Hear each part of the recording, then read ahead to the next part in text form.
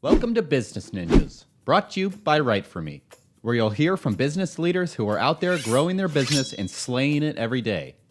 Learn from the masters. Let's get started.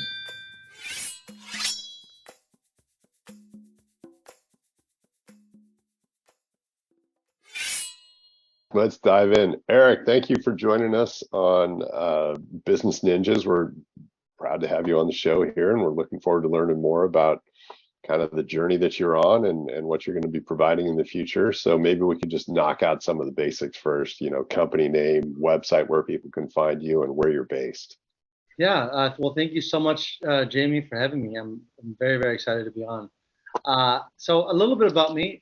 So my name is Eric Shabil. So I'm the CEO and founder of CHER.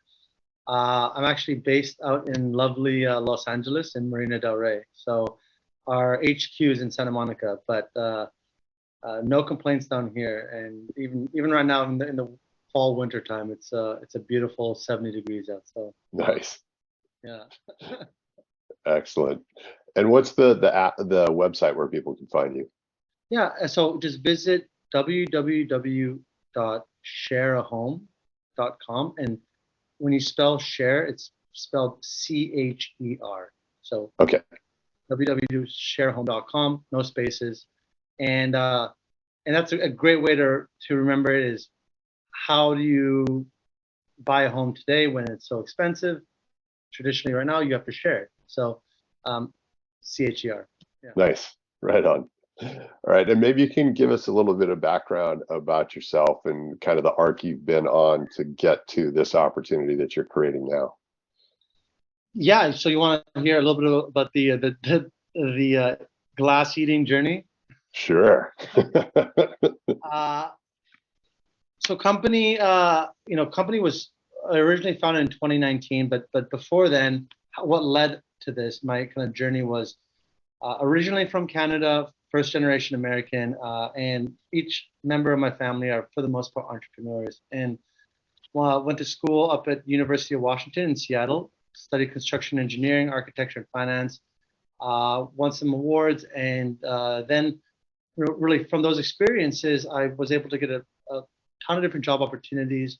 Right out of college, I was working with the largest general contractor called Swinnerton Builders. Oh, yeah. I went from engineering, based in LA, engineering, to managing billion-dollar projects with them, and it was great exposure. I mean, I was making good money, promoted every year. My first year there too, I even earned my real estate broker's license at the age of 23. Then I joined a part-time job at Christie's International, and there I learned how the traditional real estate brokerages operate. And then I left that pretty quickly after I got some value from them, and at 27 I started earning my loan originator's license, and I did that because I really wanted to try and help first-time home buyers afford a home. And I started looking at myself as a case scenario, and I wanted to figure out, well, how am I, although I'm getting promoted at this large general contracting company, how would I be able to afford a home? And I know a few things. One, that rent is going up traditionally. Second is that my income, I'm not going to be promoted every single year to pay my rent.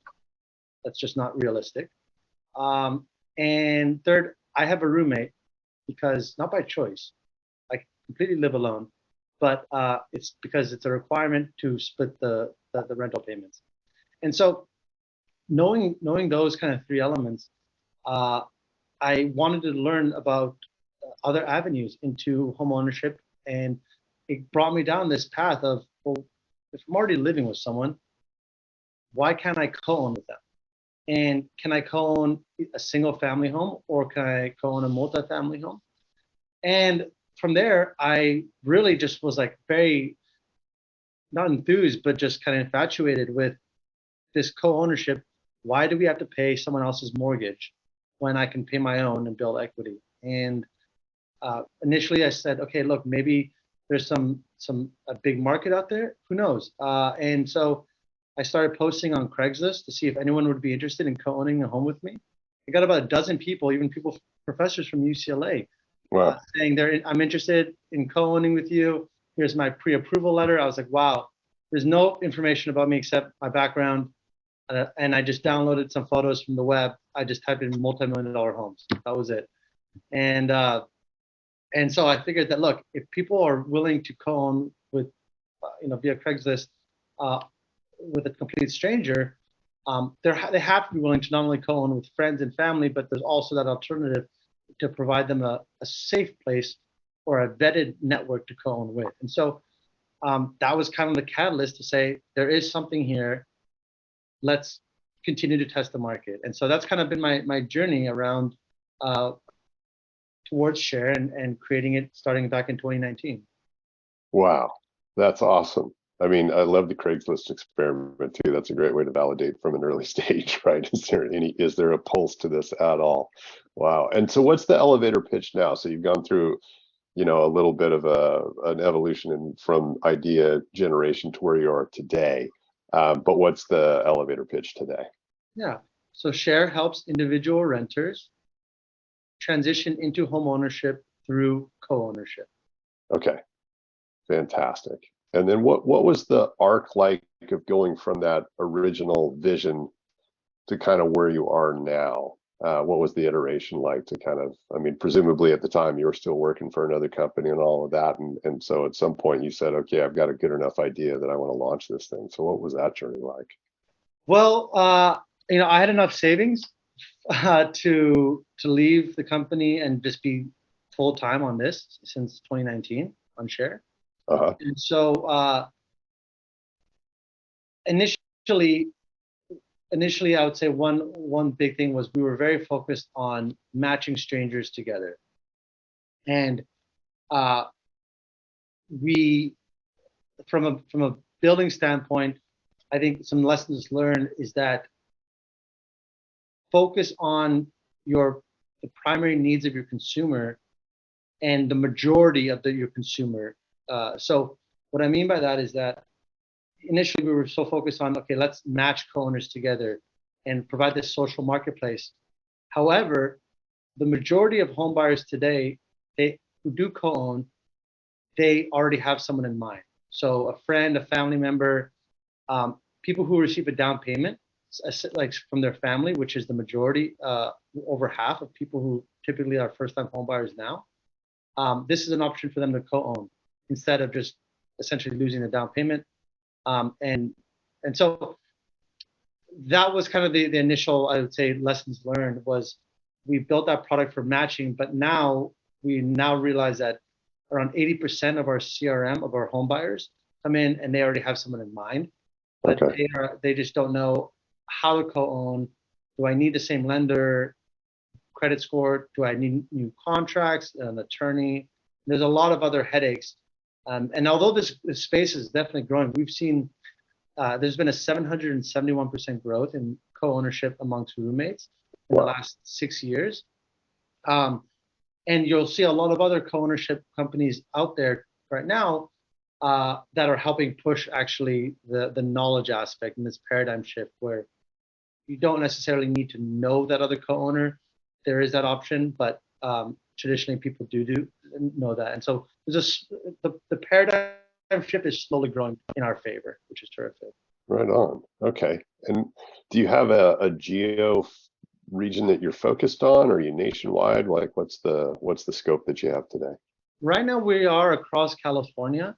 Okay. But we are seeing interest from across the US. Yeah.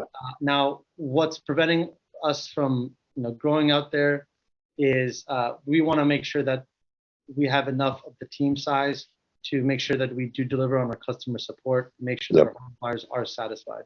So other than that, we are continuing to grow our team, and yeah, I mean, and then we hope to be our next few launch locations are going to be in Texas and then New York and Florida. And I understand looking at the market collectively as a whole, the average median home price now is $400K.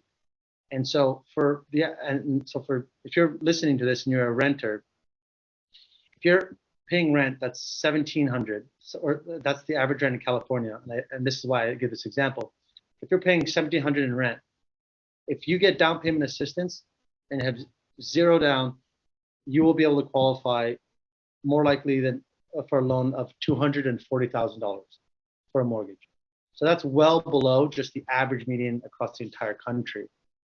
So your other alternatives to make those mortgage payments, I mean, it's tough, but it's either organically yourself finding a better job that pays more, or a job that pays more, not necessarily a better one, Yeah. but or you buy with a friend or a family member. And we get asked this question a lot: is do you have to live with this person? And the answer is no, you don't. You don't have to live with that person. You can either share a single family residential home, so that's living with someone. And where we see that come into play is some people who are disabled or who want that company, they want to live together, which I totally understand, or significant others. Mm-hmm. Alternatively, if you went to a university or college and you have your own drinking buddy who, fun to go out with, but you sure don't want to share the space with them because he or she, works from home, and you want your own space. So you can also co-own a multifamily. You can have your own space, and what we can also provide is, if you prefer, you can have a separate loan in your own name while they have their own separate loan. So completely separate entities, and you don't need to be concerned about whether or not they're going to make their payment or not. That's great. Wow. Okay. And what, when you look through the demographics of the types of folks that you're kind of working with now, there's probably like some core definitions to who they are or what they look like. So what's sort of the ideal customer profile for you right now? The ideal would be someone who's around 35, who is earning $65K a year, Mm-hmm. and who's currently renting, paying that $1,400 to $1,700 monthly rent. Credit score preferably above a 580. We do a 500 credit score, however, and right now living in California at this time. And yeah, if they've been exposed to co-living before, I would say that's the ideal type of persona. Right. Okay. Interesting. And how are you finding people now? So when you launch this, obviously you've got to be doing outreach and trying to get not only your business, but in this case, a kind of a new concept in front of probably not only them, but just the industry in general. So what are you doing to spread the word, and where can people find you on social media? Yeah. So we did paid media, paid marketing, but you can find us on Facebook at sharehome.com. Instagram, Twitter, we all have the same handles. So as well as TikTok and LinkedIn and Google My Business. So we're across all the for the majority of the social media main ones. But initially, when we were starting off, we did do paid marketing to gather a lot of interest, and that's been on Facebook, Instagram, and TikTok. Yep. And right now, as of this year, we've been really focused on all non-paid marketing. So we have actually not spent any money this year on paid marketing. It's been all organic, word of mouth. And that, from our standpoint, has been the best driver from review standpoint to just the quality of the business that we're receiving. And so right now it's been just reaching out on either LinkedIn and getting on more conferences. Actually, I was earlier this month, I spoke at Cal Berkeley at their MBA program, Haas School of Business, and that got us great exposure to the Cal students who want to get into homeownership earlier than waiting the 20 years that they're going to be stuck renting. Right. And as well as speaking at SoCap Global, where that was a great conference. There was over 4,000 attendees from 35 different countries, and we were one of 4 companies, startups selected globally to speak there. So that was great exposure, and we're continuing to look for conferences and events that we can spread the word. We're also hosting CHER events as well. We hosted our own CHER event in San Francisco with some other community leaders and renters to just spread the word more about homeownership, and continuing to explore relationships with California Association of Realtors and National Association of Realtors, and see how else we can help not only home buyers, but realtors understand that their clients are struggling, they're hurting, and this is a great way for them to get into homeownership much faster than just being outpriced. Right on. All right. Well, thanks for coming on the podcast. We've learned a ton. It's going to be fun to watch you grow and expand across the country in the quarters that come. No, it's I'm looking forward to it. And Jamie, thank you so much for your time. If anyone has any questions who's listening, reach out to me, CHER@CHER.app, and I would love to answer your questions. That's CHER@CHER.app. Great. All right. Thanks.